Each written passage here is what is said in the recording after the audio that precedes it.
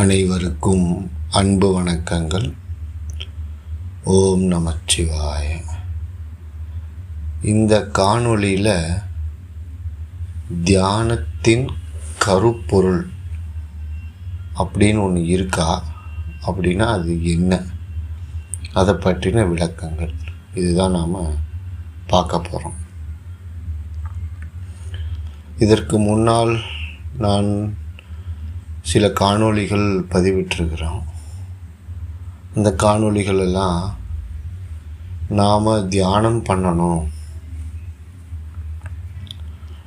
ஒவ்வொரு 5 நிமிட தியானங்கள், 15 நிமிட தியானங்கள், குண்டலினி யோக தியானம், யோக முறை, இன்னும் பல விஷயங்கள் பற்றி நம்ம நிறையா பேசியிருக்கிறோம்.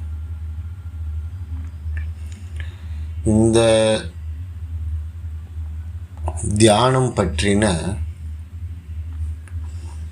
ஆழ்ந்த சிந்தனையில் நாம் யோசித்து பார்த்தோம்னா, இந்த தியானம் அப்படின்ற செயலுக்கு கருப்பொருள்னு ஒன்று இருக்கணும் இல்லையா? இப்போது ஒவ்வொரு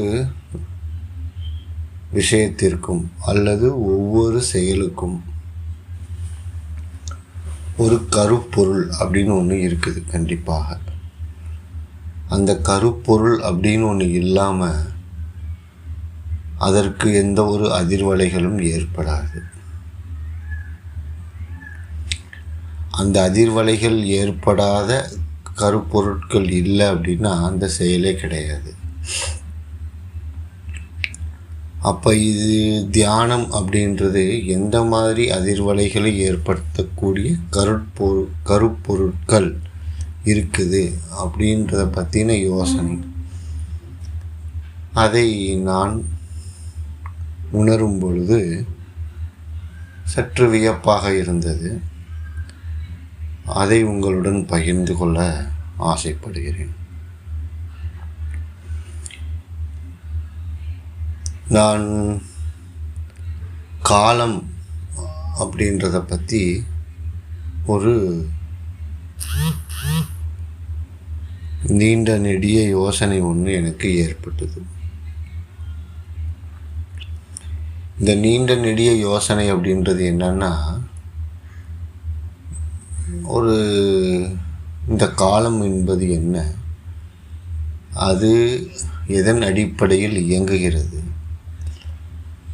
அது உண்மையில் அது என்ன, இப்படின்னு பல விஷயங்களை பற்றி யோசிச்சுக்கிட்டு இருக்கும்போது எனக்கு வேறு விதமான ஒரு தெளிவு கிடைத்தது. ஒரு செயல் செய்வதற்கு எண்ணம் மற்றும் அதன் உணர்வுகள், இவைகள்தான் முக்கிய காரணமாக இருக்குது. ஒரு செயலின் ஆரம்ப புள்ளிக்கு முதல்ல இருக்கிறது இது ரெண்டும். எப்பொழுது நம்மளுடைய எண்ணங்களும் அதன் பற்றிய உணர்வுகளும் ரொம்ப அதீத சக்தியோடு இருக்குதோ அதுதான் செயலாக மாறுகிறது. நம்ம நல்லா யோசித்து பார்த்தோம்னா, ஒரு சின்ன சின்ன விஷயத்தில் இருந்து நம்மளுடைய எதிர்கால திட்டங்களை நாம்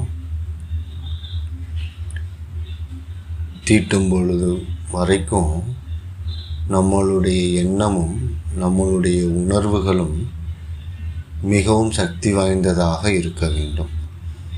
அப்படி இருந்தால்தான் அந்த திட்டம் என்பது செயலாக மாறுகிறது.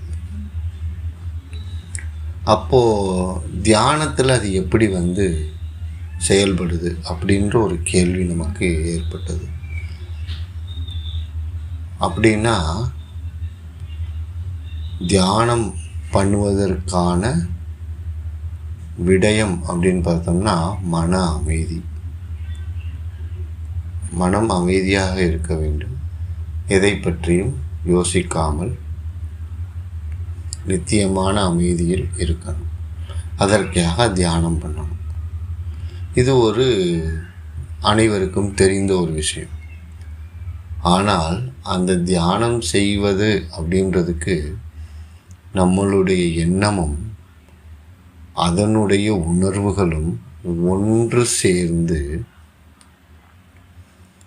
ஒரு வீரியமான ஒரு அதிர்வலைகளை ஏற்படுத்த வேண்டும்.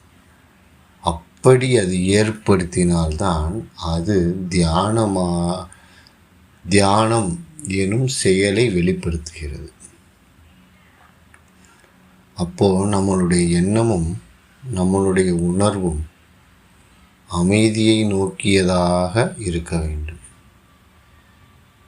அந்த எண்ணம் நான் என்ற எண்ணத்திலிருந்து வேறுபட்டு அமைதி என்ற நிலையை நோக்கி நகர்வதாக எண்ணம் இருக்க வேண்டும்.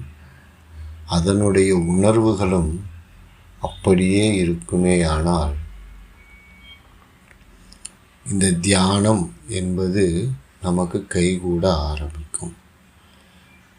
அப்போ நாம் அமைதியாக கண்ணை மூடி உட்கார்ந்தோம்னா நம்மளுடைய எண்ணங்கள் எங்கெங்கேயோ ஊர் சுத்தம். அமைதியாக இருக்க சொன்னால் இருக்கவே இருக்காது. ஆனால் நம்மளுடைய உணர்வு என்ன பண்ணணும்? அமைதியாக இருக்கும். நான் தியானம் செய்யணும், நான் அமைதியான மனநிலைக்கு வரணும் அப்படின்று நம்மளுடைய உணர்வுகள் சொல்லும். ஆனால் நம்மளுடைய எண்ணம் என்னாகும்? அங்கே அதை நடந்துச்சு, இப்போ நான் இங்கே உட்காந்துருக்கிறேன், அமைதியாக இருக்கும்போது அந்த அறையை விட்டு வெளியில் இவங்க அது பண்ணிகிட்ருப்பாங்க இது பண்ணிகிட்ருப்பாங்கன்ற யோசனை ஓடிக்கிட்டே இருக்கும். ஏன் அமைதியான இடத்தில் உட்காந்து தியானம் பண்ணணும்? ஏன் தனிமையான இடத்தில் உட்காந்து தியானம் பண்ணணும் அப்படின்னா, முதலில் மனிதனுடைய ஆழ்மனதில் அவர்களுக்கு பாதுகாப்பு தன்மை அப்படின்ற ஒரு எண்ணம் எப்பொழுதுமே இருந்துக்கிட்டே இருக்கும். நான் இந்த அறையில் இருக்கும்போது பாதுகாப்பாக இருக்கிறேன். நான் கண்களை மூடி தியானம் செய்யும் பொழுது அல்லது என்னை உள்நோக்கி பார்க்க முற்படும் பொழுது இந்த உடலுக்கு, இந்த நான் என்னும் உடலுக்கு எந்தவித பாதிப்புகளும் ஏற்படக்கூடாது. அல்லது என்னுடைய செயலை மற்றவர்கள் யாரும் நிந்தனை செய்துவிடக்கூடாது. அல்லது நான் பாதுகாப்பாக இருக்க வேண்டும். இப்படியான விஷயங்களில் தான் முதல்ல நம்மளுடைய எண்ண அலைகள் ஓட ஆரம்பிக்கும். அதற்காகத்தான் தனிமையில் உட்கார்ந்து ஒரு பாதுகாப்பான சூழலில் தியானம் செய்ய வேண்டும் அப்படின்னு சொல்கிறோம். அந்த அமைதியான சூழலை நாம் உறுதி செய்து கொண்டால் அடுத்தது என்னவாகும்? வேறு எண்ணங்கள், நம்மளுடைய அன்றாட வாழ்க்கையில் நடந்த பல விஷயங்களை அது அசை போடும். அதிலிருந்தும் விலகி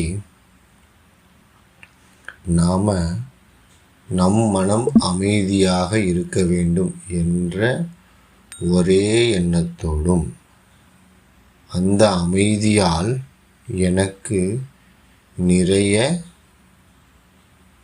விஷயங்கள் தெரிய வரும், என்னை பற்றின விஷயங்கள் தெரிய வரும் அப்படின்ற உணர்வும் சேர்ந்து தியானம் அப்படின்ற நிலைக்கு போகும் பொழுது தான் அதை பற்றின எண்ணம் நமக்கு அதிகப்படியாகும். இப்போ நம்ம தியானம் பண்ண உட்காந்தோன்னு என்ன பண்ணணும்? நான் எதை பற்றியும் யோசிக்கக்கூடாது அப்படின்னு யோசிக்காமல் உட்காரணும். அது ஒரு கட்டுக்குள் வரும் பொழுது நம்மளுடைய உணர்வுகள் எனக்குள் இருக்கும் சக்தியை வெளிக்கொணர வேண்டும், என்னை யாரென்று எனக்கு அடையாளம் காண்பிக்க வேண்டும் என்ற உணர்வு அதிகப்படியாக வேண்டும். இந்த ரெண்டும் ஒரே நேர்கோட்டில் ஒன்று சேர்ந்து பயணிக்கணும். அப்படி பயணிக்கும் பொழுது நம்மளுடைய அந்த செயல் தியானமாக மாறுகிறது. இது நீங்கள் செய்யக்கூடிய அனைத்து வேலைகளுக்கும் பொருந்தும். அதனால் நாம் தியானம் செய்யும் பொழுது இதை எப்பொழுதும் கவனத்தில் வைத்து நம்மளுடைய எண்ணமும் நம்முடைய உணர்வும் மன அமைதி என்ற ஒரே ஒரு நிலைப்பாட்டில் ஒன்று சேர்ந்து பயணிப்பதை உறுதி செய்து கொள்ள வேண்டும். அது உடனே நமக்கு ஏற்படாது. அதை தொடர்ந்து பயிற்சி செய்து அது இரண்டையும் ஒன்றரை கலந்து பயணிக்க செய்ய வேண்டும்.